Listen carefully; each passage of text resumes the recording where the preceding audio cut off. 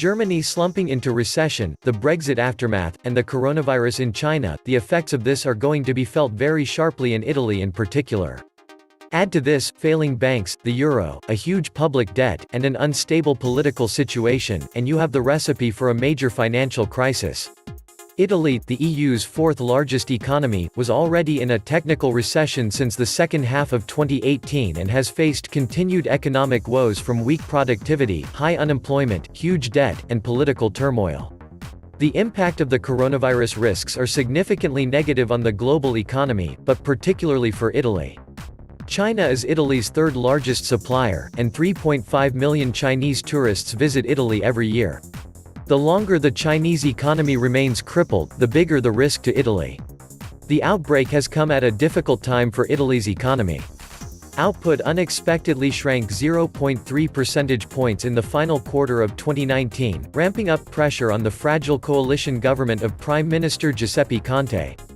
Bank of Italy governor warned of significant downside risks to the country's outlook. In fact, the country could be heading for its fourth recession in a little more than a decade. Italy has been fighting a slow or no growth trap throughout this century. Italy has more than 20% of the probability of going bankrupt in the middle term. Until the structural reforms are not done, Italy will keep losing industries, know-how, and talented and well-educated people, etc. In the short term, it doesn't matter which coalition will rule the country. At the moment, both the USA Federal Reserve and the European ECB are keeping flooding the markets with cash, so Italy will continue being able to sell its bonds with low interests, but in the future, we don't know. Growth has stalled, leaving the country's economic output still 5% below its pre-crisis peak of 2008. At the same time, Italy's debt-to-GDP load has reached heights not seen since World War II. Italy's debt load is rising. It currently stands at about €2 trillion, $2.25 trillion. Debt to GDP has reached 130%, a level not seen since World War II. Italy has the EU's second highest debt to GDP ratio. Rome currently spends 3.7% of its GDP on debt interest. The public debt ratio to GDP will probably continue rising and eventually prove unsustainable.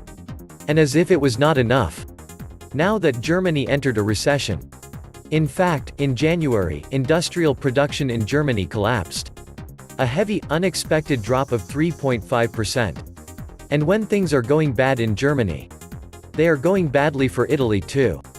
Germany is the first commercial partner for Italy. The value of the Italian exported goods to Germany represents 12.5% of the total of Italian exports, a quarter of what Italy exports to the whole EU.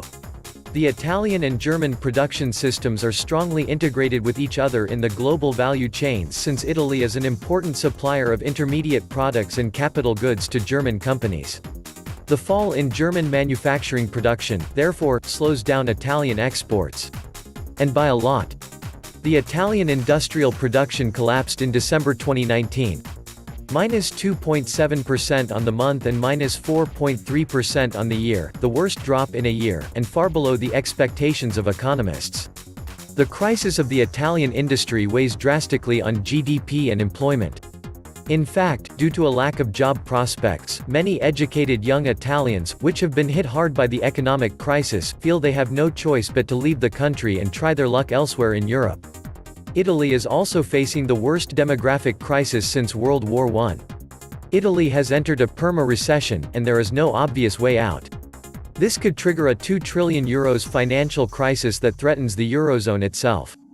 At the same time, Italy's debt-to-GDP load has reached heights not seen since World War II. There is now a growing risk of a systemic financial crisis.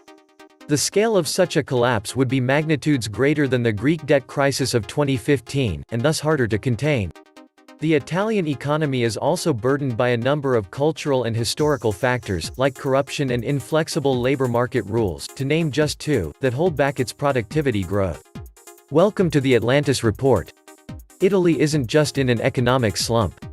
Its population is also sagging, pushing the country into its biggest demographic crisis in more than a century. The number of people in the country fell for a fifth year in 2019, and deaths exceeded births by almost 212,000, the biggest gap since 1918. President Sergio Mattarella put the issue in stark terms, saying it concerns the very existence of the country. Italy won't have enough young workers, and funding a rapidly aging population will strain an already stretched fiscal situation. Pension costs now amount to almost 17% of the economy. With an aging population and a consistent decrease of workers who pay taxes, the retirement system may go haywire. According to ISTAT, the decline in Italian industrial production in 2019 was 1.3% compared to 2018, the worst since 2014. Among structural problems, a critical international scenario, and the coronavirus crisis, the prospects do not seem rosy at all. Bad news for the Italian economy. According to ISTAT data, the Italian industry in 2019 collapsed -1.3% compared to the previous year. The country's GDP slows down and shows no signs of recovery. 2019 was a horrible year for the industry. What can be seen from the data, which vary from quarter to quarter, is that growth is around zero. There have been quarters with a marginal growth of 0.1%. For 8 quarters, the Italian economy has essentially zero growth. Some industry data for January 2020 before the coronavirus outbreak signaled a return to business confidence for the start of the year. We will now see the effects of the virus on the economy. Less 1.3% for 2019 compared to 2018. This is the worst ISTAT figure since 2014 for the Italian industry. Obviously, it is a very negative figure. What do the Italians need to do to stop the collapse of their industry? As high part of this slowdown is imported from abroad. The Italian economy is very exposed to foreign trade. They have to export a lot. If Germany goes badly, they export less.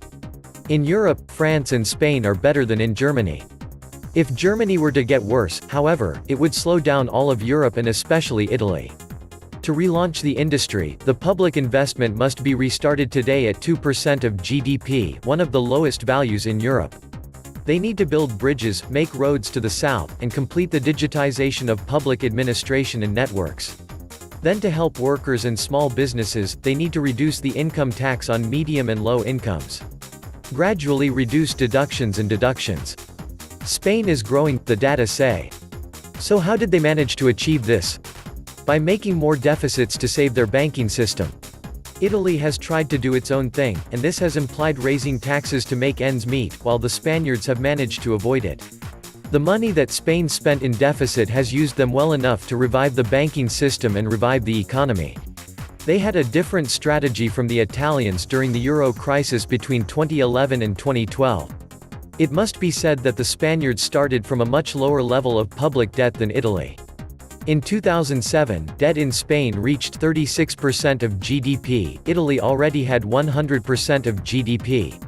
The crisis added debt to both countries, however, in Spain, they managed to make much more debt. If the Italians had made expansive policies like the Spaniards, they would have gotten the default. What effects will coronavirus have on the international economy and especially on the Italian economy? The bulk of the effects concern Chinese tourism. The Italians cancel the trips to China. The Chinese no longer make trips to Italy. It is one of the most relevant effects. If panic spread, there would be a much more serious recession than we have seen with the SARS virus. The Chinese government has moved late, but the other governments have activated themselves and are ready to intervene in support of their economies. The coronavirus will definitely have a devastating effect on the Italian economy this year. This is the forecast contained in Nomura's report on the global impact of the virus. Given the low growth rate from which Italy starts this year, we read in the report, we expect the country to enter a recession in 2020, with a GDP decline of 0.1% in the year, much below 0.6% expected by the government. If from a basic scenario we pass to a -1, the drop is 0.2%, while in the worst case it reaches -0.9%. The Eurozone baseline scenario, the report explains, assumes that China's blockade measures will only last until the end of the month and that COVID-19 infections will be primarily confined to China. In this case, only a modest impact on the area's economy is expected, with Germany among the countries most affected in exports and in the supply chain.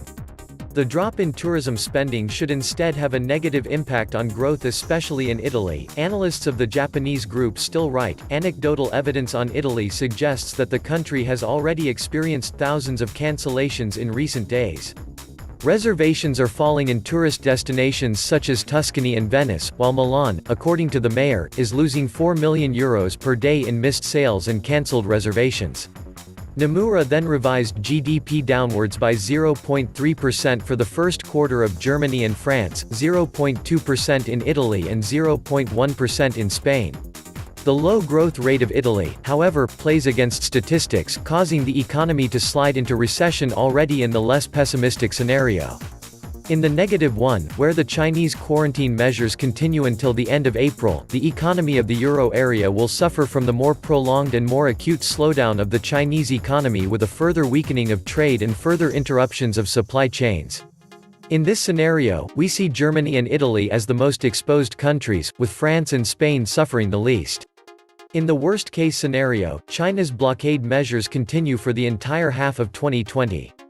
If the infection were to become a pandemic, fear would probably increase dramatically in Europe, and activity in all sectors of economic life would be significantly affected. Both Germany and Italy would fall into a recession in 2020, and further easing of monetary policy, including lower interest rates and probably steps forward in the ECB's purchase program, cannot be ruled out. The Nomura report predicts Italy in recession in 2020, mostly due to the coronavirus. Italy looks like it may become stuck in a state of Perma recession. This was the Atlantis report. Please like, share, and subscribe. Thank you.